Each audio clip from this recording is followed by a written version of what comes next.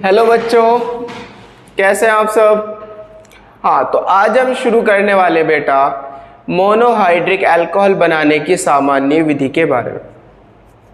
Monohydric alcohol को किन किन विधि से बनाया जाता है। देखिए, मोनोहाइड्रिक अल्कोहल बनाने की सामान्य विधि के हम 2 लेक्चर बनाएंगे। एक फर्स्ट लेक्चर ये होगा, पार्ट फर्स्ट ये हो जाएगा और पार्ट सेकंड नेक्स्ट लेक्चर हो जाएगा। तो शुरू करते हैं, आज मोनोहाइड्रिक अल्कोहल बनाने की सामान्य विधि के बारे में शुरू करते हैं। ठीक है। हाँ, हम इनको कई विधि से बनाते हैं। सबसे पहले हम बात करेंगे एल्किल हैलाइड से। एल्किल हैलाइड, यहाँ तो एल्किल आपको R बताया था और हैलाइड आपको क्या कहा था, X कहा था। तो एल्किल हैलाइड क्या होता है, RX। क्या होगा बेटा, जब आप एल्किल हैलाइड की जलीय कास्टिक सोडा, कैसा होना चाहिए, कास्टिक सोडा जलीय एक्वस, या तो जलीय आपके पास कास्टिक सोडा हो या फिर आपके पास क्या हो, जलीय KOH हो, या तो कास्टिक पोटाश हो या फिर कास्टिक सोडा हो। कैसा होना चाहिए, जलीय हो। ये ध्यान रखना है, ये बहुत इंपॉर्टेंट बात है। जलीय को शॉर्ट फॉर्म में AQ से डिनोट करते हैं। AQ का मतलब होता है एक्वस। से क्रिया कराते हैं तो अल्कोहल बनते हैं। तो क्या बनता है बेटा, हाँ, तो अल्कोहल बनता है। होता क्या है, यहाँ से ये X पे माइनस और Na पे प्लस मिलकर क्या बाहर करेंगे, NaX, और आपको क्या मिलेगा, यहाँ से ROH मिलेगा और साथ में क्या बाहर, NaX बाहर, अल्कोहल बनेगा। अब ये जो प्रोडक्ट है ये एल्किल हैलाइड है। एल्किल हैलाइड लिख सकते हो। आपसे पूछने लगा क्या होता है जब एल्किल हैलाइड की जलीय कास्टिक पोटाश से क्रिया कराते हैं या जलीय कास्टिक सोडा से क्रिया कराते हैं। तो आप क्या बताओगे कि जब एल्किल हैलाइड की जलीय कास्टिक पोटाश या जलीय कास्टिक सोडा से क्रिया कराते हैं तो अल्कोहल बनते हैं। तो क्या बनते हैं बेटा, अल्कोहल बनते हैं। चलो आगे चलते हैं बात को।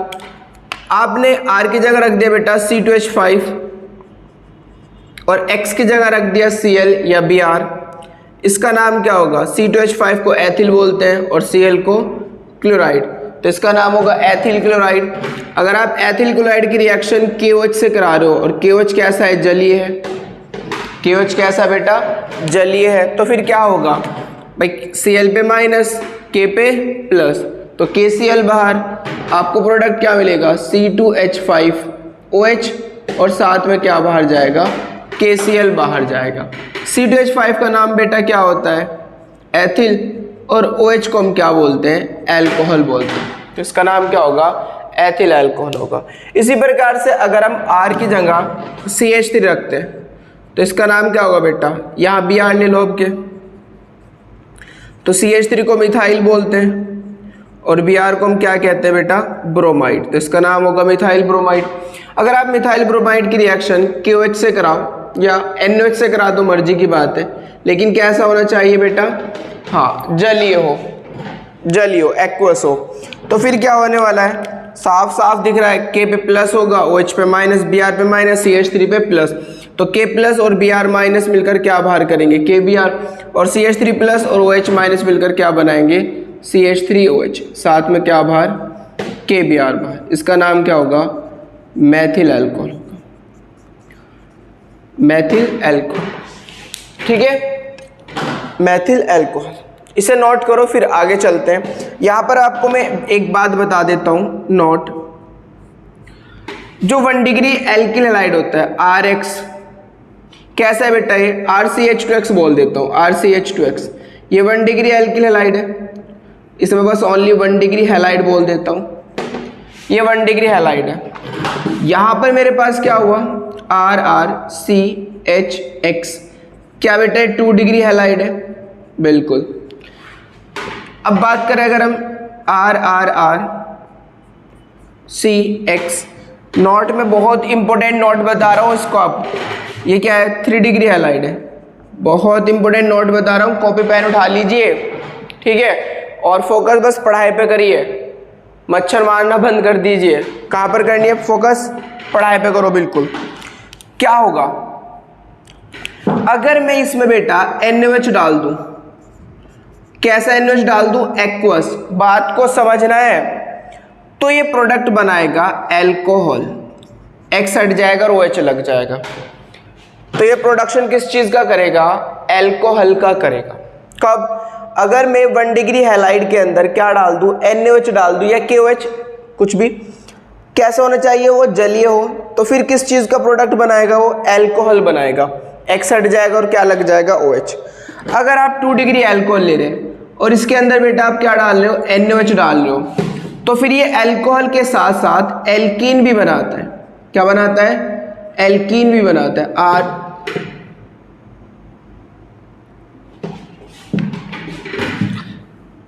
R C, ऐसे लिख दो, R डबल बॉन्ड C, बस R double bond C, alkene. यहां पर कौन होगा बेटा? यहां पर CH2 ले लो, एल्कीन। साथ में बस मैं डायरेक्ट, वो तो प्रोडक्ट पता चल जाएगा आपको, बस मैं यहां पर लिख रहा हूं एल्कीन। क्या बनाएगा? एल्कीन बनाएगा। हाँ, ये ध्यान रखना है, ये बहुत ध्यान रखना है आपको। क्या ध्यान रखना है? अगर आप 2 डिग्री हैलाइड ले रहे हैं, कौन सा हैलाइड? 2 डिग्री हैलाइड, और उसके अंदर आपने NaOH डाल दिया। कैसा NaOH? एक्वस। तो फिर वो क्या बनाएगा? एल्कोहल भी बनाएगा और साथ में आपको क्या देगा? एल्कीन भी देगा। साथ में क्या देगा? एल्कीन। लेकिन एल्कोहल अधिक मात्रा में बनेगा, ये ज्यादा मात्रा में बनेगा, और ये एल्कीन जो बनेगा वो कम मात्रा में बनेगी। एल्कीन कम मात्रा में और एल्कोहल ज्यादा मात्रा में। आई एम सो सॉरी, ये प्राइमरी एल्कोहल दिखा दिया मैंने, एल्कोहल तो सेकेंडरी बनेगा। भाई X हट जाएगा तो OH लगेगा ना, X की जगह, ये वाले देखो X की जगह OH लग रहा है बस हर जगह, तो यहाँ भी X हट जाएगा, OH लग जाएगा। हाँ, लेकिन एल्कोहल ज्यादा मात्रा में बनेगा और एल्कीन कम मात्रा में बनेगा। ध्यान कॉन्सेप्ट पर दो। क्या चीज कह रहा हूं मैं कि अगर 1 डिग्री हैलाइड की रिएक्शन करा रहे हो तो ओनली एल्कोहल बन रहा है, लेकिन अगर सेकेंडरी 2 डिग्री हैलाइड की रिएक्शन करा रहा हूं तो एल्कोहल के साथ साथ एल्कीन भी बनती है, और एल्कीन कम मात्रा में बनती है और एल्कोहल ज्यादा मात्रा में बनता है। लेकिन अगर आप टर्शरी एल्कोहल के अंदर क्या डाल दो बेटा? NaOH डाल दो। कैसा NaOH? Aqueous NaOH। अगर किसमें? टर्शरी एल्कोहल के अंदर, तो फिर ओनली एल्कीन बनाएगा। ओनली क्या बनाएगा? एल्कीन बनाएगा। बहुत इंपॉर्टेंट बात है, ओनली एल्कीन बनेगी, नॉट एल्कोहल। यहाँ पर एल्कोहल की फॉर्मेशन नहीं होगी, बस किसकी फॉर्मेशन होगी? एल्कीन की। ओनली किसकी? एल्कीन की। टर्शरी हैलाइड केवल क्या बनाएगा? एल्कीन बनाएगा। कब? जब आप रिएक्शन कराते हो NaOH से। कैसा NaOH लेना है? Aqueous NaOH। ठीक है, तो चाहे एक्वस ले लो चाहे अल्कोहलिक ले लो, टर्शरी अल्कोहल तो क्या बनाते हैं? एल्कीन ही बनाते हैं। बड़ी इंपॉर्टेंट बात थी, नोट करो, फिर आगे चलते हैं। एक और एग्जांपल ले लेते हैं जो NCERT में दे रखा है, आप नोट करो फिर आगे चलते हैं। नोट कर लिया? बोर्ड से रिलेटेड इंपॉर्टेंट है। क्या होता है जब एल्किल हैलाइड की जलीय कास्टिक पोटाश से क्रिया कराते हैं तो आंसर आप दोगे अल्कोहल बनते, लेकिन अगर उसने सेकेंडरी कह दिया या टर्शरी कह दिया तो फिर आपका कॉन्सेप्ट लगेगा। अगर सेकेंडरी कहता है तो अल्कोहल के साथ साथ एल्कीन भी बनती है, अल्कोहल ज्यादा मात्रा में बनता है और एल्कीन कम मात्रा में बनता है। लेकिन अगर टर्शरी कह रहा है तो ओनली फिर क्या बनेगी? एल्कीन बनेगी, वहां पर अल्कोहल नहीं बनेगा। जैसे मैं आपको दिखा रहा हूं, मेरे पास ये रिएक्शन थी, इसको बोलते हैं टर्ट, 4 कार्बन को ब्यूटिल और Br को हम क्या कहते हैं बेटा? ब्रोमाइड। तो इसका नाम होगा टर्ट ब्यूटिल ब्रोमाइड। अगर आप टर्ट ब्यूटिल ब्रोमाइड की रिएक्शन NaOH से कराते हो और NaOH कैसा है बेटा? एक्वस है, जलीय है, और मैं आपसे पूछने लगूं प्रोडक्ट क्या बनेगा? प्रोडक्ट क्या बनेगा? सोचो भाई। हाँ, क्योंकि ये टर्शरी है ना, Br जिस कार्बन से जुड़ रहा है उस कार्बन को आप टर्शरी कार्बन कहते हो, तो Br टर्शरी कार्बन से जुड़ रहा है इसलिए टर्शरी एल्किल हैलाइड है, राइट। अब अगर आप टर्शरी एल्किल हैलाइड की मतलब 3 डिग्री हैलाइड है, तो 3 डिग्री हैलाइड की अगर रिएक्शन आप NaOH से कराते हो, चाहे वो जलीय हो चाहे वो अल्कोहलिक हो, तो फिर वो एल्कीन की प्रोडक्शन ही करेगा।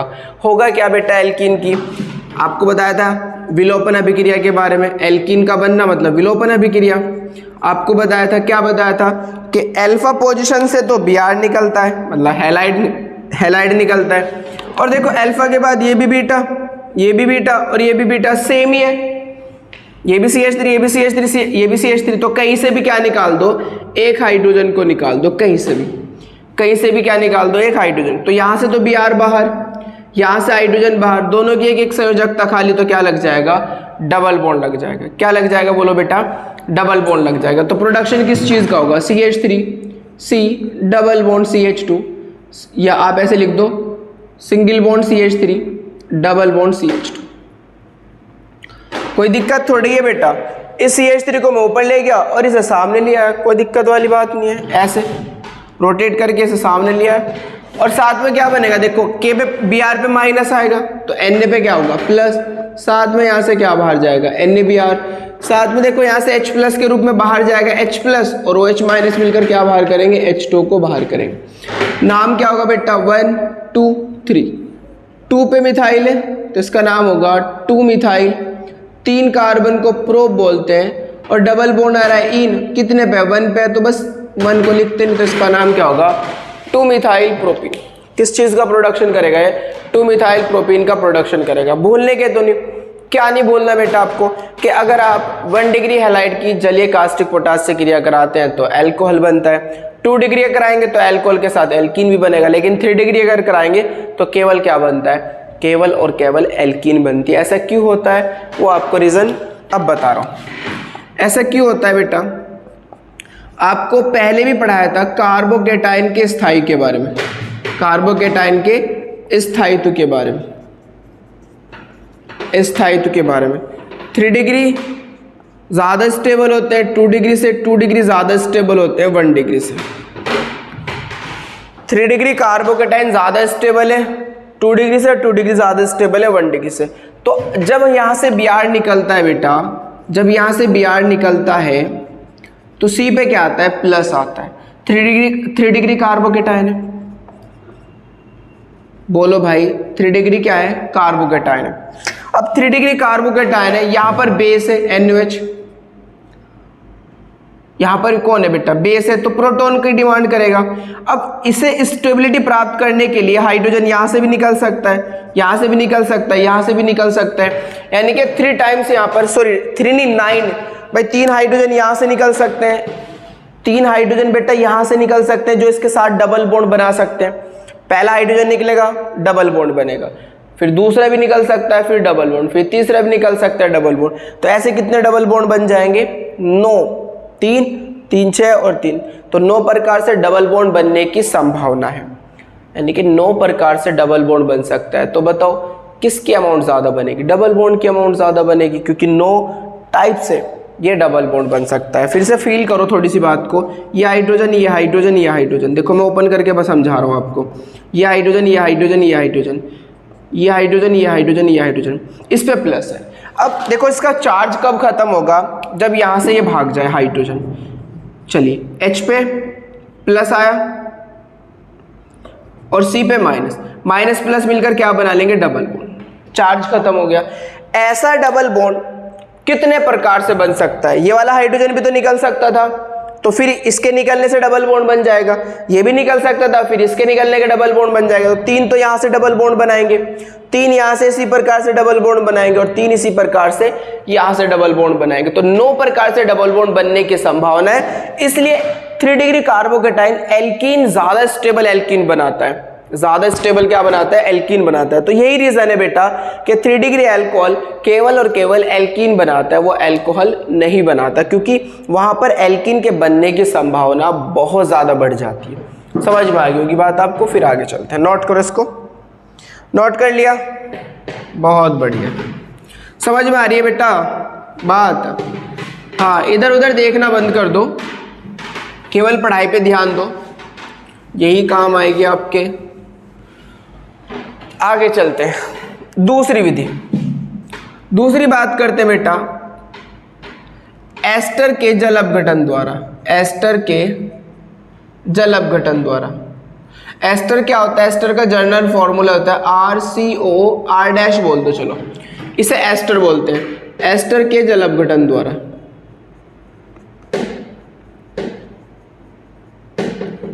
अगर मैं एस्टर का जल अपघटन करूं तो ये किसका प्रोडक्शन करेगा?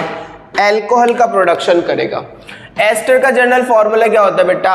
RCOOR-, जिसे हम परफ्यूम वगैरह बोलते हैं, वो एस्टर ही हुआ करता है।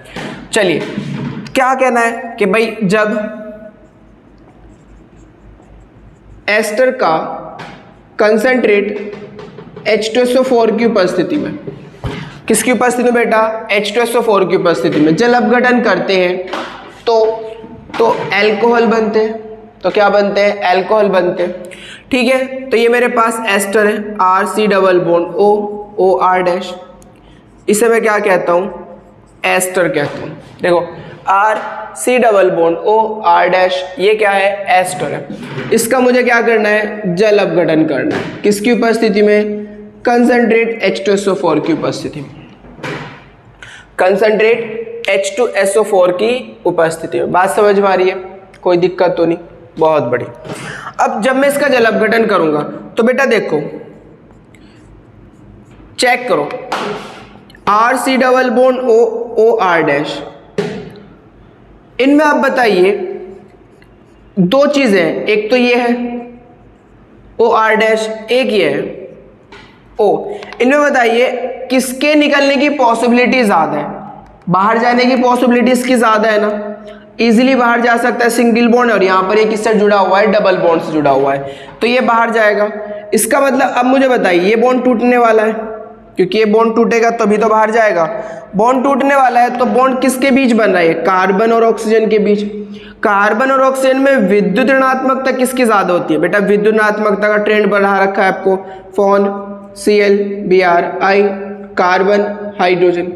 बोलो ऑक्सीजन और कार्बन में विद्युत ऋणात्मकता किसकी ज्यादा? ये बढ़ता क्रम है। सबसे कम हाइड्रोजन की, फिर कार्बन, फिर आयोडीन, फिर ब्रोमीन, फिर क्लोरीन, फिर नाइट्रोजन, फिर ऑक्सीजन और उसके बाद फ्लोरीन। फ्लोरीन की सबसे ज्यादा होती है विद्युत ऋणात्मकता। ठीक है, तो अब बताओ मुझे, कार्बन और ऑक्सीजन में विद्युत ऋणात्मकता किसकी ज्यादा है? जी हाँ, ऑक्सीजन की ज्यादा है। और विद्युत ऋणात्मकता का मतलब क्या होता है? इलेक्ट्रॉन को अपनी ओर खींचने की क्षमता। इलेक्ट्रॉन को अपनी ओर खींचने की क्षमता, मैं कहूँ साजिक इलेक्ट्रॉन को अपनी ओर खींचने की क्षमता, उसी को क्या बोलते हैं? विद्युत ऋणात्मकता बोलते हैं। तो कौन खींच लेगा इलेक्ट्रॉन? ऑक्सीजन। मतलब ऑक्सीजन इलेक्ट्रॉन ले जाएगा।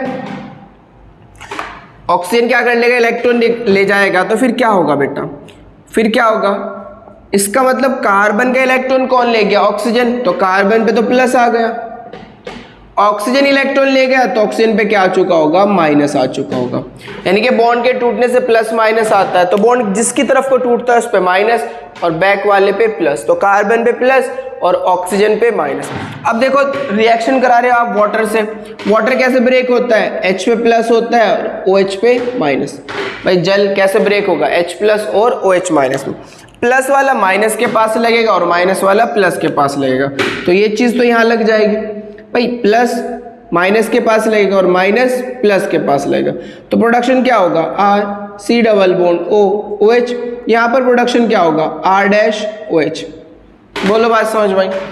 तो क्या क्या प्रोडक्ट बन रहे हैं? एक तो बन रहा है आपके पास R-OH और एक बन रहा है आपके पास बेटा RC+OOH। इसको मैं क्या बोलता हूँ? एल्कोहल। इसे हम क्या बोलते हैं? Carboxylic acid. इसे हम क्या बोलते हैं? Carboxylic acid. बोलो बात समझ में। तो अगर आप एस्टर का जल अपघटन करते हो सांद्र H2SO4 की उपस्थिति में, तो एक तो आपको मिलेगा एल्कोहल और साथ में क्या मिलेगा? कार्बोक्सिलिक एसिड मिलेगा। कैसे मिलेगा? रिएक्शन कैसे हो रही है ये मैंने आपको बता दिया। बॉन्ड ये टूटेगा, ये किसकी तरफ को टूटेगा? ऑक्सीजन की तरफ को। ऑक्सीजन पे माइनस और कार्बन पे प्लस। ऑक्सीजन पे माइनस और कार्बन पे प्लस। कार्बन पे प्लस, ऑक्सीजन पे माइनस। वाटर कैसे टूटता है? H प्लस और OH माइनस। प्लस वाला माइनस के पास जाएगा और माइनस वाला प्लस के पास जाएगा। राइट, एग्जाम्पल ले लेते हैं एक और। R की जगह आपने रख लिया suppose date CH3, C+O, O, R- की जगह आपने रख लिया C2H5। मान लो C2H5 को इथाइल बोलते हैं और CH3COO को एसीटेट कहते हैं, तो इसका नाम होगा इथाइल एसीटेट। इसका नाम क्या होगा, इथाइल एसीटेट। CH3COO को हम एसीटेट बोला करते हैं। आपने जल अपघटन कराया, किसकी उपस्थिति में कराया बेटा, H2SO4 की उपस्थिति में। बॉन्ड टूटेगा, कौन सा वाला, कार्बन और ऑक्सीजन के बीच वाला। किसकी तरफ को टूटेगा बेटा, ऑक्सीजन की तरफ को। ऑक्सीजन पे माइनस और कार्बन पे प्लस। वाटर क्या देता है, H प्लस और OH माइनस। H पे प्लस, ऑक्सीजन पे माइनस, तो क्या बनेगा, C2H5OH। तो एक तो आपका बनेगा C2H5OH, साथ में और क्या बचा बेटा, कार्बन से OH लगेगा, तो CH3C डबल बॉन्ड OH। तो एक बनेगा आपके पास CH3C डबल बॉन्ड OH। इसका नाम क्या होता है, इसे हम बोलते हैं एथिल अल्कोहल। भाई C2H5 है ना, एथिल अल्कोहल। इसका नाम क्या होता है, इसे बोलते हैं CH3COOH, मतलब CH3COOH। तो इसे हम बोलते हैं एसिटिक एसिड। इसका नाम होगा एसिटिक एसिड। तो अगर आप इथाइल एसीटेट का सांद्र H2SO4 की उपस्थिति में जल अपघटन करते हैं तो एथिल अल्कोहल और एसिटिक एसिड बनता है। नोट करो, फिर आगे चलते हैं। नोट कर लिया, बहुत बढ़िया।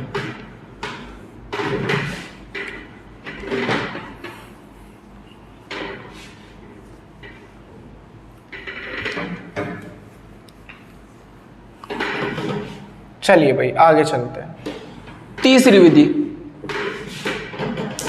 विधि जो कि वेरी मोस्ट इंपोर्टेंट है, बहुत ज्यादा इंपोर्टेंट है। प्राथमिक एमीन से, प्राथमिक एमीन से, प्राथमिक एमीन से, प्राथमिक एमीन से, ठीक है। मैं लिख देता हूं, जब प्राथमिक एमीन, जो प्राथमिक एमीन होती है बेटा उसे हम बोलते हैं RNH2। प्राथमिक एमीन को क्या बोलते हैं, RNH2। तो जब प्राथमिक एमीन की नाइट्रस अम्ल से क्रिया कराते हैं, नाइट्रस एसिड, नाइट्रस अम्ल, ब्रैकेट में लिख देता हूं इसको मैं, नाइट्रस अम्ल से क्रिया कराते हैं, से क्रिया कराते हैं तो अल्कोहल बनते। तो क्या बनते बेटा, तो अल्कोहल बनते हैं, अल्कोहल बनते हैं। बहुत इंपॉर्टेंट रिएक्शन है। क्या होता है जब आप प्राइमरी एमीन की नाइट्रस अम्ल से क्रिया कराते हैं तो किस चीज का प्रोडक्शन होता है बेटा, हाँ अल्कोहल का प्रोडक्शन होता है, अल्कोहल बनते हैं, राइट। बनते कैसे वो देखते हैं। यहां पर कई बातें ध्यान में रखनी है आपको। बनते कैसे, आपने प्राथमिक एमीन लिया, RNH2 लिया, इसे बोलते हैं प्राइमरी एमीन या 1 डिग्री एमीन ही बोल सकते हो, प्राइमरी एमीन, या फिर इसे आप क्या बोल सकते हो 1 डिग्री एमीन, या हिंदी में हम क्या बोलते हैं बेटा इसको, प्राथमिक एमीन। इसकी रिएक्शन आप नाइट्रस अम्ल से कराते हैं। अब ये जो नाइट्रस अम्ल है बेटा, ये जो नाइट्रस एसिड है ये अनस्टेबल होता है, अस्थायी होता है। क्या होता है, अस्थायी होता है, मतलब ये स्थायी नहीं होता। आप इसे लैब के अंदर रखा हुआ यूज नहीं कर सकते। मतलब जैसे लैब के अंदर नाइट्रिक अम्ल होता है, जैसे H2SO4 होता है और अदर एसिड होते हैं, एसिटिक एसिड, वो आप जाते हैं बोतल देखते हैं उसकी ओर उठा लेते हैं। ऐसे वहां पर नाइट्रस अम्ल की बोतल नहीं होती है, क्योंकि इसे आप रखा हुआ यूज नहीं कर सकते। क्यों, क्योंकि ये क्या होता है, अस्थायी होता है। तो फिर कहाँ से मिलेगा आपको ये बेटा, इसे रिएक्शन में बनाना पड़ता है। रिएक्शन के दौरान जब हम इसे यूज करते हैं तो आप रिएक्शन में ही इसको क्या करेंगे, बनाएंगे। ये बनता कैसे है बेटा, मैं आपको बताऊं बनता कैसे है। आप, मैं यहां पर दिखा देता हूं। जब हम सोडियम नाइट्राइट की, इसे बोलते हैं सोडियम नाइट्राइट, जब हम सोडियम नाइट्राइट की बेटा HCl से क्रिया कराते हैं, क्या आपने एक कंटेनर लिया, इसी कंटेनर के अंदर आपने क्या डाला, सोडियम नाइट्राइट डाला, NaNO2, इसी कंटेनर के अंदर आपने HCl डाला और इसी कंटेनर के अंदर आपकी क्या है, RNH2 है। बात को समझते रहना।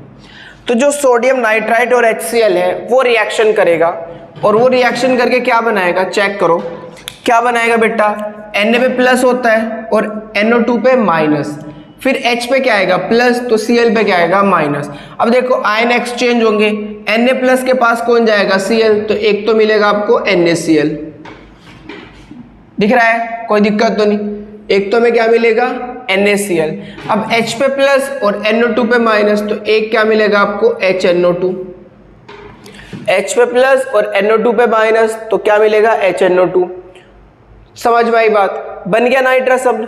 तो नाइट्रस अम्ल आप कैसे बनाते हैं, जब हम सोडियम नाइट्राइट की HCl से क्रिया कराते हैं तो नाइट्रस अम्ल बनता है, और ये आपको रिएक्शन के अंदर फ्रेश मतलब ताज़ा ताज़ा बनाना पड़ेगा, आपको क्या करना पड़ेगा, ताज़ा ताज़ा बनाना पड़ेगा, इसे आप रखा हुआ यूज़ नहीं कर सकते। क्यों नहीं कर सकते, क्योंकि ये क्या होता है अस्थायी हुआ करता है, ठीक है। अस्थायी क्यों होता है ये हम पढ़ेंगे पी ब्लॉक के अंदर, फिलहाल आप इतना ही याद रखें, समझ में आ गई होगी बात। अब जो प्राथमिक एमीन है भाई, इसने तो नाइट्रस अम्ल बना दिया, अब प्राथमिक एमीन जो है वो नाइट्रस अम्ल से क्रिया करती है और वह क्या बनाती है, एल्कोहल बनाती है, साथ में वो N2 बनाएगा, साथ में वो H2O बनाएगा, इसे बोलते हैं अल्कोहल। टेंशन नहीं लेनी, अभी समझाऊंगा सारी चीजें। देख बेटा, हमारे पास एक चीज होती है सक्रिय हाइड्रोजन, सक्रिय हाइड्रोजन जिसे हम एक्टिव हाइड्रोजन बोलते हैं। एक्टिव हाइड्रोजन को अगर कहीं पर ऑक्सीजन दिख जाता है तो एक्टिव हाइड्रोजन और ऑक्सीजन मिलकर क्या बाहर करते हैं, H2O को बाहर करते हैं, ये बात ध्यान रखनी है। अगर किसी मॉलिक्यूल के पास एक्टिव हाइड्रोजन है और उस एक्टिव हाइड्रोजन को दूसरे मॉलिक्यूल, भाई A और B है, मान लीजिए A और B रिएक्शन कर रहे हैं, A के पास सक्रिय हाइड्रोजन है, सक्रिय हाइड्रोजन, B के पास ऑक्सीजन है, B के पास क्या है बेटा ऑक्सीजन, तो इसका सक्रिय हाइड्रोजन इसके ऑक्सीजन से क्रिया करके क्या बाहर कर देगा, H2O को बाहर कर देगा, क्या बाहर कर देगा, H2O को बाहर कर देगा, ये ध्यान रखना है, ठीक। अभी हम ऑर्गेनिक में बहुत सारी चीजें सीखेंगे जो शॉर्ट ट्रिक हुआ करते हैं रिएक्शन को समझाने के लिए। देखिए सक्रिय हाइड्रोजन कौन से होते हैं, SON सन, सन, Cl, CH triple bond CH, ये सब सक्रिय हाइड्रोजन है, ये पहले भी बताया था मैंने आपको। जब हाइड्रोजन S से जुड़ा होगा वो सक्रिय हाइड्रोजन होगा, जब हाइड्रोजन O से जुड़ा होगा वो सक्रिय हाइड्रोजन होगा, जब हाइड्रोजन N से जुड़ा होगा वो सक्रिय हाइड्रोजन होगा, जब Cl से जुड़ा होगा वो सक्रिय हाइड्रोजन होगा, और एसिटिलीन के दोनों हाइड्रोजन भी कौन से होते हैं, सक्रिय हाइड्रोजन होते हैं, एक्टिव हाइड्रोजन। इन्हें हम अम्लीय हाइड्रोजन भी बोलते हैं, इन्हें हम क्या बोलते हैं, अम्लीय हाइड्रोजन भी कहते हैं। क्या मेरे पास नाइट्रोजन के पास हाइड्रोजन है, बिल्कुल।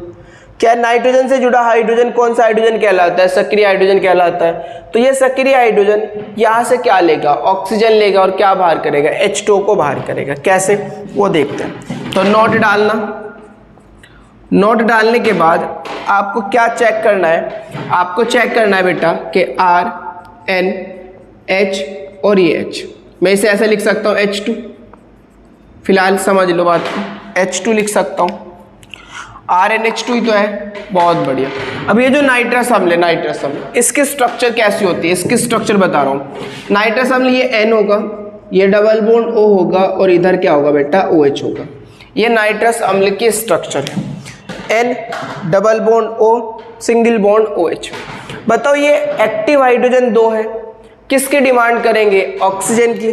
तो यानी कि आप क्या करोगे, जो N डबल बॉन्ड O है, डबल बॉन्ड O वाला पार्ट किसके पास रख दोगे, H2 के पास रख दोगे, और इधर क्या बचा आपके पास, OH बचा, इधर क्या बचा आपके पास OH।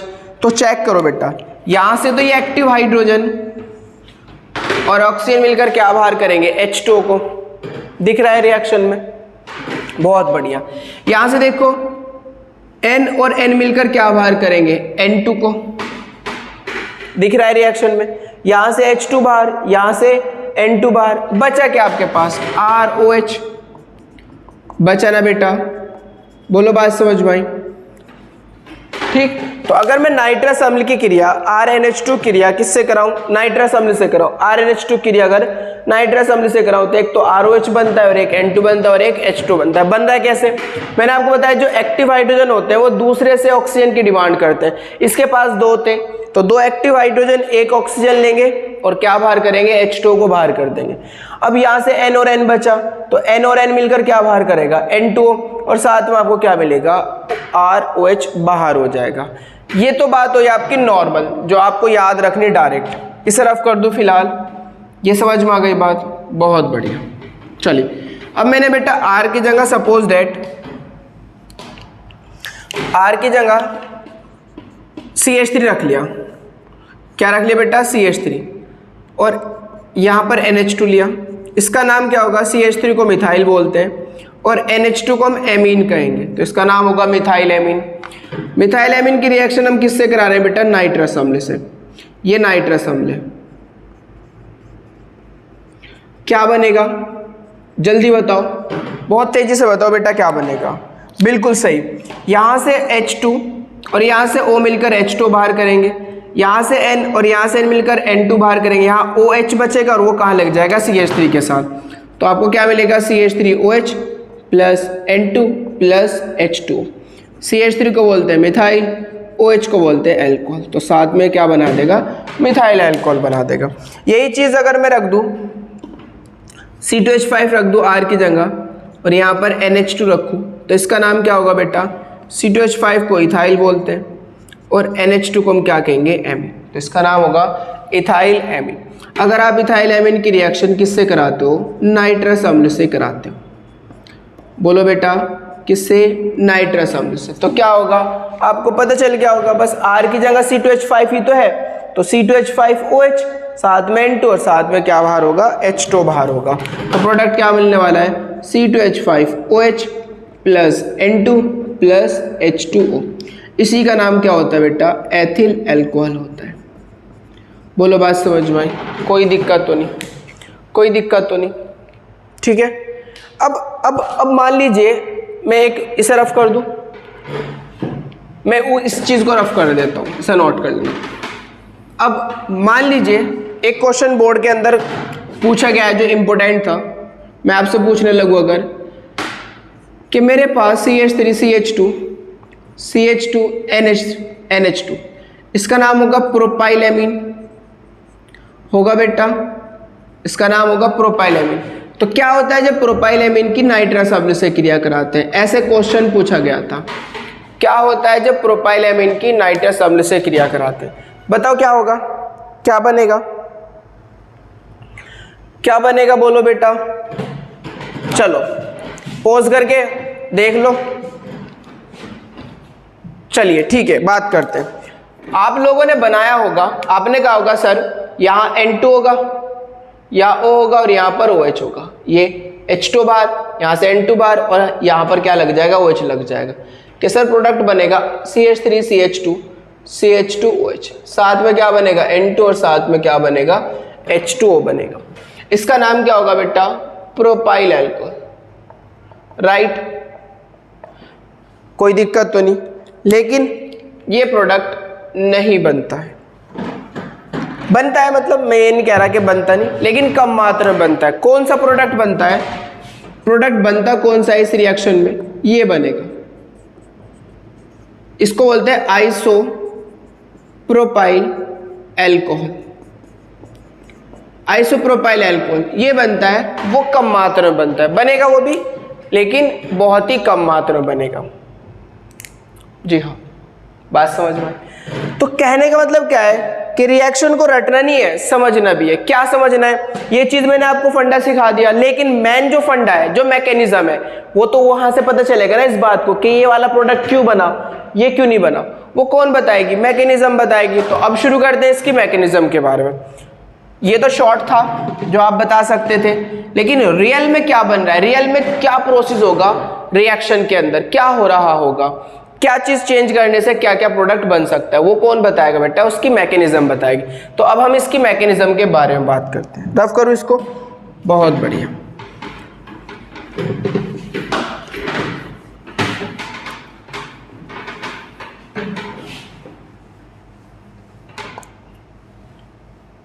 इसे भी रफ कर दूं, इसे भी रफ कर देते हैं।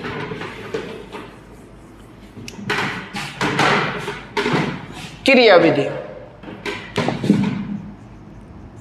क्रियाविधि। देखो बेटा, जब हम बात करते हैं RNH2 की और इसकी रिएक्शन कराते हैं नाइट्रस अम्ल से, लेकिन फर्स्ट और ऑल नाइट्रस अम्ल बनता कैसे? जब आप सोडियम नाइट्राइड की HCl से क्रिया कराते हो तो आपको क्या मिलेगा? एक तो NaCl मिलेगा और साथ में आपको क्या मिलता है? HNO2 मिलता है। HNO2 से क्रिया करके क्या बनाएगा? ROH बनाएगा, साथ में N2 बनाएगा और H2 बनाएगा। इसकी क्रियाविधि की बात करते हैं, इसकी क्रियाविधि, ठीक है, कि भाई रिएक्शन में क्या हो रहा होगा, क्रियाविधि। चलिए, यहां पर जो मेरे पास RN, ये H और ये H, आप सबको पता होता है कि नाइट्रोजन के पास एक लोन पेयर होता है। नाइट्रोजन के पास क्या होता है? एक लोन पेयर। और अभी मैंने आपको इसके स्ट्रक्चर बना के दिखाई थी, N डबल बॉन्ड O और H। बोलो बात समझ भाई, N डबल बॉन्ड OH था ना, इधर OH था, मैंने वो नीचे लिख दिया। होगा क्या बेटा? देखिए यहां पर जो N और O के बीच का बॉन्ड है ये अनस्टेबल है, ये बॉन्ड टूटेगा। किसकी तरफ को टूटेगा बेटा? जिसकी विद्युत ऋणात्मकता ज्यादा होती है। भाई बॉन्ड तो उसी की तरफ को टूटता है, आपको बताया था फोन। देखो फोन किसकी ज्यादा है? ऑक्सीजन की ज्यादा है, किससे? नाइट्रोजन से। तो बॉन्ड किसकी तरफ को टूटेगा बेटा? ऑक्सीजन की तरफ को टूटेगा। ऑक्सीजन पे माइनस और नाइट्रोजन पे प्लस। होगा क्या? इस पे माइनस और इस पे प्लस। तो होगा क्या बेटा कि हमारे पास इसके पास लोन पेयर है। लोन पेयर की प्रॉपर्टी ये होती है कि जिस पे प्लस होता है ये अपना लोन पेयर उस प्लस को डोनेट कर देता है। प्लस किस पे? नाइट्रोजन पे। तो ये अपना लोन पेयर इस नाइट्रोजन को डोनेट कर देगा, और डोनेट नहीं करते बल्कि इसके साथ क्या करते हैं? साझा करते हैं। याद है मैंने आपको एक न्यूक्लियोफाइल और इलेक्ट्रोफाइल के बारे में पढ़ाया था, याद है? जो इलेक्ट्रॉन पेयर डोनेट करते हैं उसे न्यूक्लियोफाइल बोलते हैं। उसे क्या बोलते हैं? न्यूक्लियोफाइल। यानी कि RNH2 यहाँ पर किसकी तरह बिहेव करेगा? न्यूक्लियोफाइल की तरह बिहेव करेगा, क्योंकि अपना लोन पेयर डोनेट कर रहा है ना, तो ये किसकी तरह बिहेव करेगा? ऐसे न्यूक्लियोफाइल की तरह बिहेव करेगा। ये ध्यान रखना। आगे चलते हैं। तो इसने क्या करा बेटा? इसके साथ साझा कर लिया, N के साथ। N को अपना लोन पेयर डोनेट कर दिया। अब इसने दानवीर हो गया, इसने क्या करा? इसको अपना इलेक्ट्रॉन पेयर डोनेट कर दिया। अब जब इसने अपना इलेक्ट्रॉन पेयर डोनेट करा तो इसके तो इलेक्ट्रॉन पूरे हो गए, लेकिन इसके इलेक्ट्रॉन में तो कमी आ गई। तो यानी कि इसका प्लस चार्ज किस पे आ जाएगा? इस नाइट्रोजन पे आ जाएगा। तो इस नाइट्रोजन पे क्या आ चुका होगा? प्लस चार्ज आ चुका होगा, राइट। और ऑक्सीजन पे कैसा चार्ज आ चुका है बेटा? माइनस। और यहाँ पर क्या होगा? O और H। बात समझ में? यहाँ पर कोई दिक्कत तो नहीं। ऑक्सीजन पे माइनस आ गया, नाइट्रोजन पे प्लस आ गया। उस प्लस को इसने अपना लोन पेयर डोनेट कर दिया और उसके साथ साझा कर दिया। तो नाइट्रोजन ने नाइट्रोजन के साथ बॉन्ड बना लिया, लेकिन इस पे जो प्लस था वो प्लस किस पे चला गया होगा? इस वाले नाइट्रोजन पे, क्योंकि इलेक्ट्रॉन की कमी कौन से नाइट्रोजन पे होगी? इस वाले पे। समझ में आ गई होगी बात आपको। चलिए आगे चलते हैं। फिर क्या होगा बेटा? फिर क्या होगा? इस पे प्लस, ये O पे माइनस, O और H। क्या मेरे पास यहाँ पर एसिड है विलयन के अंदर? हाँ, तो एसिडिफिकेशन होगा, मतलब H प्लस क्या कर लेगा? ये ऑक्सीजन इस H प्लस को कैच करेगा और अपने साथ बॉन्ड बना लेगा। तो जैसे ही कैच करेगा तो क्या बनेगा बेटा? N पे पॉजिटिव, H N और OH, O और H। बात समझ में आ गई होगी। हाँ, यहाँ से O ने, ऑक्सीजन ने, भाई एसिड पड़ा होगा ना कंटेनर के अंदर, बताया था, दिखाया था मैंने आपको। H प्लस होगा, H प्लस मतलब H पे प्लस और Cl पे माइनस। तो यहाँ पर बहुत सारे H प्लस आयन होंगे। उस H प्लस आयन और ये ऑक्सीजन माइनस आयन आपस में क्या कर लेंगे?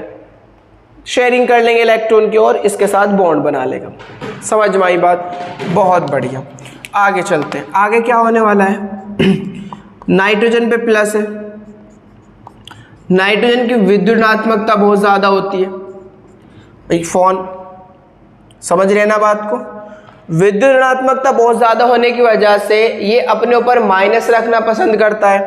चार्ज कौन सा रख दिया आपने प्लस, तो ये हाइड्रोजन के इलेक्ट्रॉन को खींचने लग जाएगा, और जब ये हाइड्रोजन के इलेक्ट्रॉन को खींचेगा तो ये बॉन्ड किसकी तरफ को ब्रेक हो जाएगा, नाइट्रोजन की तरफ को, क्योंकि इसे इलेक्ट्रॉन चाहिए, इस पे इलेक्ट्रॉन की कमी है, तो ये इलेक्ट्रॉन खींचेगा तो किसके खींचेगा, हाइड्रोजन के, और जब ये हाइड्रोजन के खींचेगा तो बॉन्ड को अपनी ओर ब्रेक करा लेगा, इस पे माइनस और हाइड्रोजन पे प्लस। जैसे ये बॉन्ड ब्रेक होगा तुरंत ये वाला बॉन्ड ब्रेक हो जाएगा, किसकी तरफ को, ऑक्सीजन की तरफ को, तो H पे प्लस OH पे minus, H plus OH minus मिलकर क्या बाहर कर देंगे, यहाँ से H2O को बाहर कर देंगे।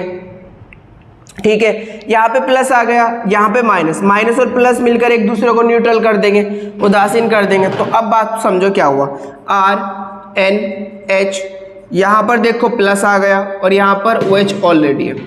क्या जो इसने लोन पे डोनेट करा था, क्या वो लोन पे इस पे वापस आ चुका होगा, आ चुका होगा ना, तो इसका मतलब फिर से ये इसे अपना लोन पे डोनेट कर देगा, फिर से दयावान बन जाएगा, ये फिर से अपने लोन पे डोनेट करेगा, तो क्या मिलेगा आपको, RNH, फिर से इस पे प्लस आ जाएगा बेटा, ठीक, और यहाँ पर डबल बॉन्ड बन जाएगा ना, एक तो साझा पहले हो रहा था, एक बार फिर से इन्हें अपना इलेक्ट्रॉन पेयर डोनेट कर दिया, तो एक बॉन्ड और बन जाएगा, तो यहाँ पर क्या बन जाएगा बेटा, डबल बॉन्ड, और N, और साथ में आपके पास क्या है, OH। बात समझ भाई, कोई दिक्कत तो नहीं। क्या हुआ बेटा, सिंगल बॉन्ड तो पहले बना हुआ था, इस पे प्लस था और इसके पास लोन पेयर था, तो अपने लोन पेयर डोनेट कर दिया इसको, N को, और इसके साथ डबल बॉन्ड बना लिया, OH तो है ही, और ये प्लस फिर से किस पे आ गया होगा, इस नाइट्रोजन पे आ गया होगा। अगेन क्या होगा, एक हाई इलेक्ट्रोनेगेटिव एटम के पास आपने क्या रख दिया, प्लस रख दिया, तो फिर से क्या करेगा वो, फिर से क्या करेगा, इलेक्ट्रॉन को खींचेगा, खींचेगा नहीं खींचेगा बेटा, किस वाले, अब किस वाले हाइड्रोजन के इलेक्ट्रॉन को खींचेगा। जैसे ये इलेक्ट्रॉन को खींचेगा तो बॉन्ड अपनी तरफ को ब्रेक करा लेगा, जैसे बॉन्ड ब्रेक होगा तुरंत ये वाला बॉन्ड ब्रेक होगा, तो फिर से यहाँ से क्या बाहर, H2O बाहर, इस पे प्लस, इस पे माइनस, माइनस और प्लस एक दूसरे को उदासीन करेंगे, तो आपको क्या मिला, R, इसके लोन पेयर फिर से वापस आ चुके होंगे, डबल बॉन्ड N पे प्लस, जैसे N पे प्लस आएगा तो ये फिर से अपना लोन पेयर से डोनेट कर देगा और इसके साथ क्या कर लेगा, साझा कर लेगा, तो फाइनली प्लस किस पे आ जाएगा, इस पे, और यहाँ क्या बन जाएगा, ट्रिपल बॉन्ड बन जाएगा।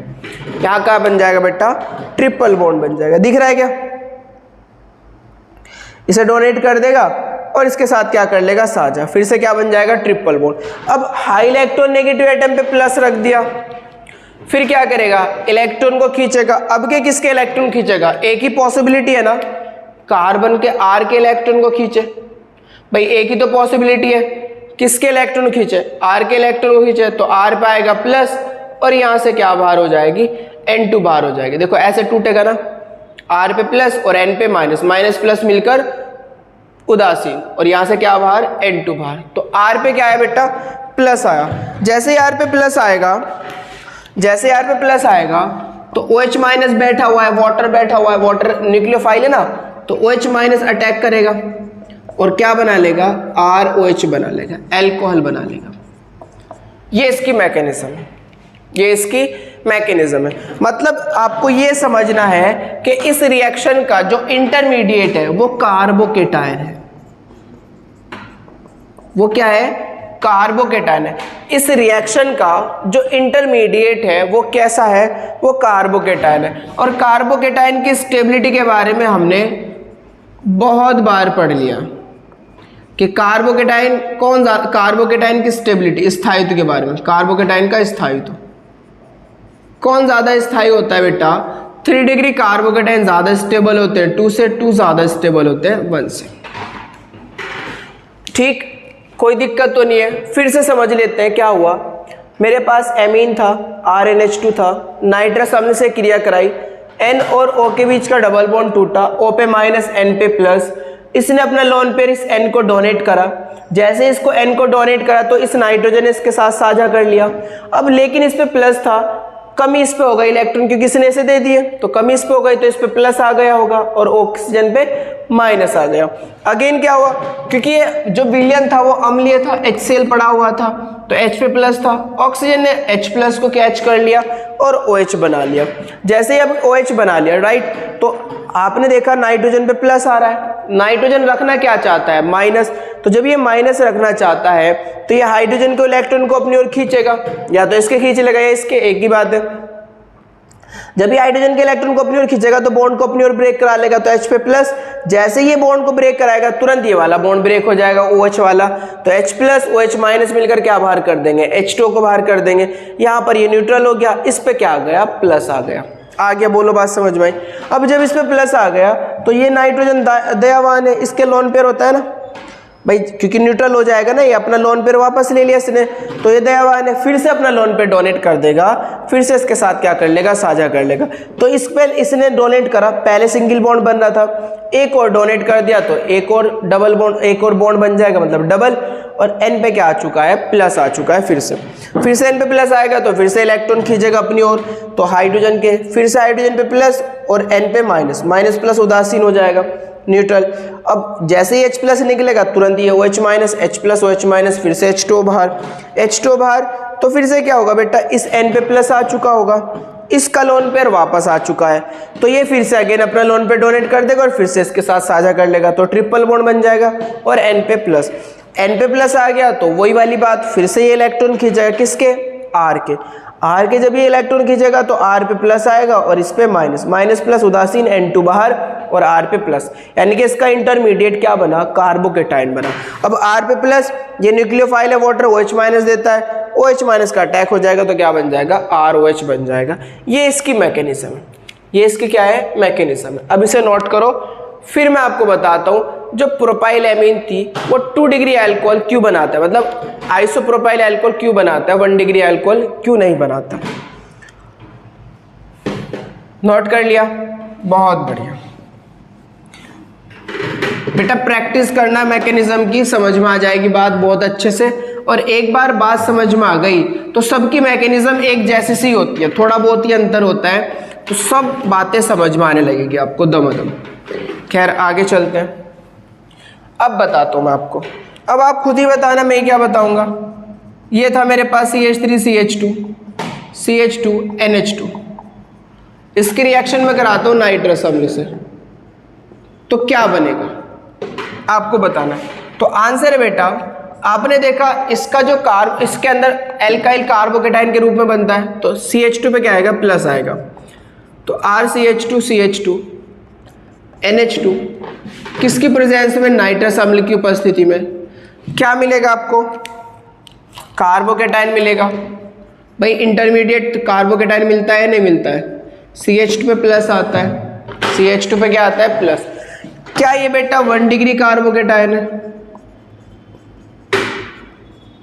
भाई NH2 हटेगा तो CH2 पे क्या आएगा, प्लस आएगा, ये बाहर जाएगा ना, NH2 पे माइनस, CH2 पे प्लस। क्या ये 1 डिग्री कार्बोकेटाइन है, क्या इसके पास एक ऐसा कार्बन है जो 2 डिग्री है, ये 2 डिग्री कार्बन है ना, अगर मैं यहाँ का हाइड्रोजन शिफ्ट करा दूं उधर तो इस पे प्लस हो जाएगा और ये CH3 बन जाएगा। तो यहाँ पर क्या होता है बेटा, रीअरेंजमेंट होता है। क्या होता है बेटा, रीअरेंजमेंट। किस चीज का रीअरेंजमेंट होगा, रीअरेंजमेंट किस चीज का रीअरेंजमेंट होगा, हाइड्रोजन का, 1 to shift, 1 to shift hydrogen, H minus बोल दो, H माइनस शिफ्ट होगा, यहां से बॉन्ड ऐसे ब्रेक होगा, H पे माइनस, C पे प्लस, H माइनस यहां जुड़ेगा तो ये CH3 बना लेगा। तो आपको क्या मिलने वाला है, चेक करो, CH3, CH पे प्लस और CH3, कौन सा कार्बोकेटाइन है, 2 डिग्री कार्बोकेटाइन, क्योंकि आपको बता रखा है अगर कहीं पर कार्बोकेटाइन बनता है तो उसके अंदर रीअरेंजमेंट पॉसिबल हुआ करता है।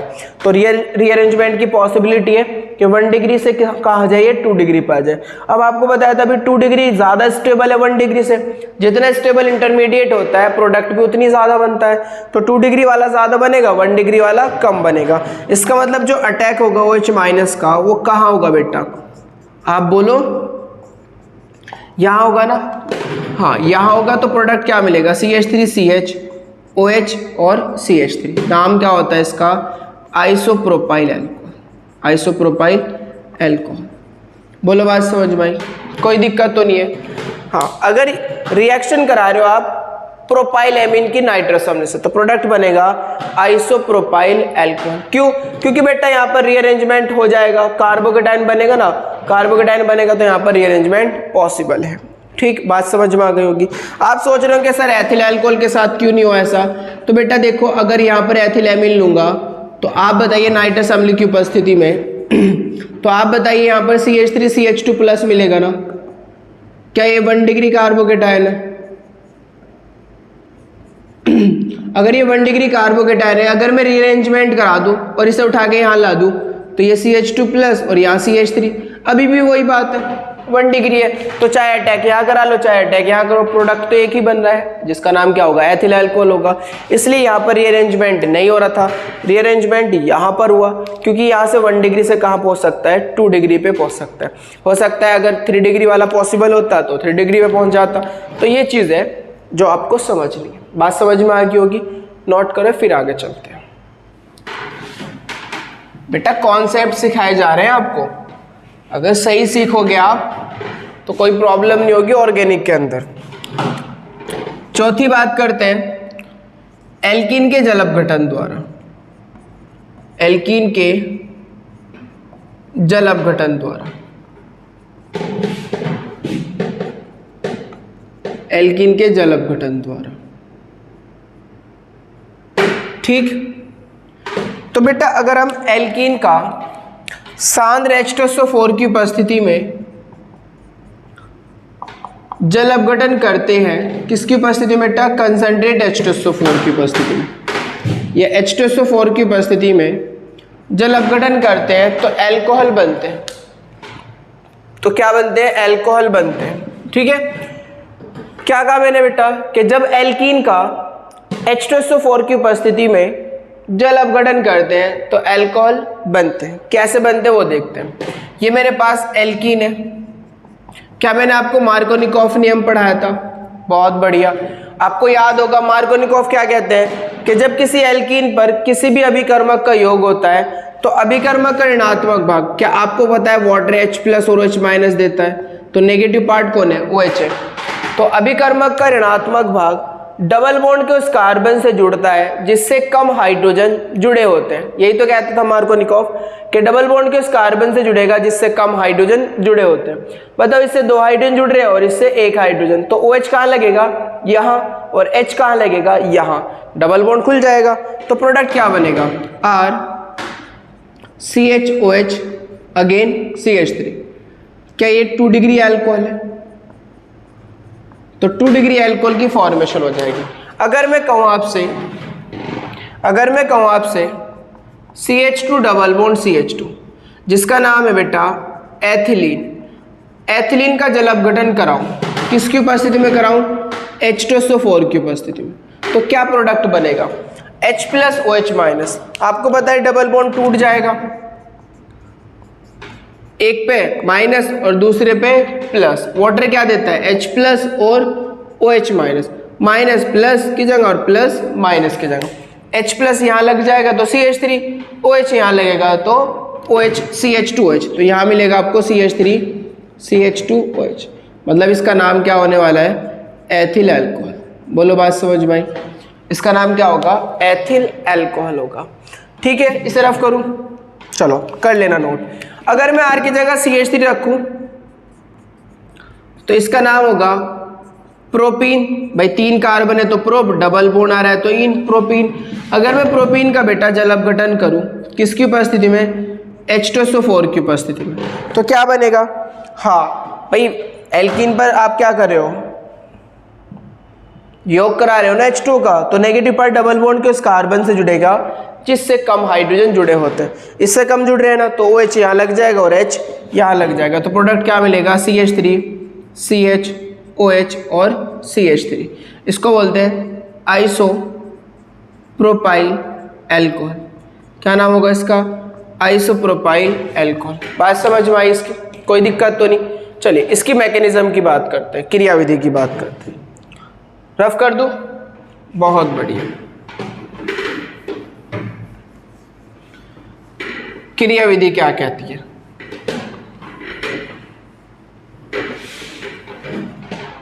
हमने देखा अगर मैं यहाँ R रखूँ तो CH डबल बॉन्ड CH2 जल अपघटन करा रहे हैं H2SO4 की उपस्थिति में, तो हमारे पास क्या मिल रहा है? RCHOH मिल रहा है और यहाँ से CH3।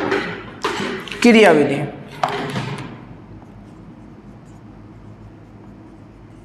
क्रियाविधि देखिए, सबसे पहले क्या होगा, ये जो H2SO4 है ये आपको H प्लस देगा, तो HSO4 पे क्या आएगा? माइनस आएगा, राइट। H प्लस, क्या H प्लस को हम इलेक्ट्रोफाइल बोलते हैं? पता है आपको, इलेक्ट्रोफाइल को E प्लस से डिनोट करते हैं, यानी कि एल्कीन पर सबसे पहले जो अटैक होता है वो इलेक्ट्रोफाइल का ही होता है। पहले भी बताया था मैंने जब आपको मार्कोनिकॉफ नियम पढ़ाया था कि मार्कोनिकॉफ में एल्कीन पर अटैक हुआ करता था, और किसका अटैक होता है बेटा? प्लस वाले का अटैक होता है। प्लस वाला कौन है? Electrophile H plus. H plus जाकर इस पर अटैक करेगा, जब ये इस पर जाकर अटैक करेगा तो चूंकि R इलेक्ट्रॉन डोनेट करता है तो बॉन्ड को ये ऐसे शिफ्ट करेगा, इस पे माइनस और इस पे प्लस, इस पे क्या आएगा? माइनस और इस पे क्या आएगा? प्लस। तो H प्लस माइनस से जाकर जुड़ेगा, तो ये यहाँ पर तो आपको मिलेगा CH पे प्लस और यहाँ पर मिलेगा आपको CH3। क्या ये कार्बोकेटाइन है? बहुत बढ़िया। क्या आपको कार्बोकेटाइन की स्टेबिलिटी के बारे में पता है? अभी बताया 3 डिग्री ज़्यादा स्टेबल होंगे, 2 से 2 ज़्यादा होंगे 1 से। तो अगर ये 1 पे होता प्लस चार्ज तो रीअरेंजमेंट होकर 2 पे आ जाता, अगर ये 2 पे है तो रीअरेंजमेंट होकर हो सकता है 3 पे पहुंच जाए, वो तो डिपेंड करेगा क्वेश्चन में। फिलहाल ये यही रहेगा क्योंकि यहाँ स्टेबल है, 2 डिग्री कार्बोकेटाइन है। अब पहले केस में हमारे पास ये हुआ, दूसरे केस में क्या होगा बेटा? दूसरे केस में क्या होगा? जैसे ये अटैक करेगा तो वाटर आएगा। अब आप जानते हो ऑक्सीजन के पास क्या होता है? लोन पेयर हुआ करता है। जल आएगा ना, जल अपघटन करा रहे हो तो ऑक्सीजन के पास क्या होता है? Lone pair. ये अपना लोन पेयर से डोनेट कर देगा और इसके साथ क्या कर लेगा? साझा कर लेगा। आपको क्या मिला? RCHOH2, इसे मैं ऐसे लिख सकता हूँ OH और H, और यहाँ पर क्या होगा? CH3। देखो ऑक्सीजन ने अपने इलेक्ट्रॉन डोनेट करे तो ऑक्सीजन के पास इलेक्ट्रॉन की कमी हो गई होगी, तो ऑक्सीजन पे कैसा चार्ज आ गया होगा? प्लस। आपको पता है एक हाई इलेक्ट्रोनेगेटिव एटम कभी भी अपने ऊपर प्लस रखना पसंद नहीं करता, तो ऑक्सीजन क्या करेगा?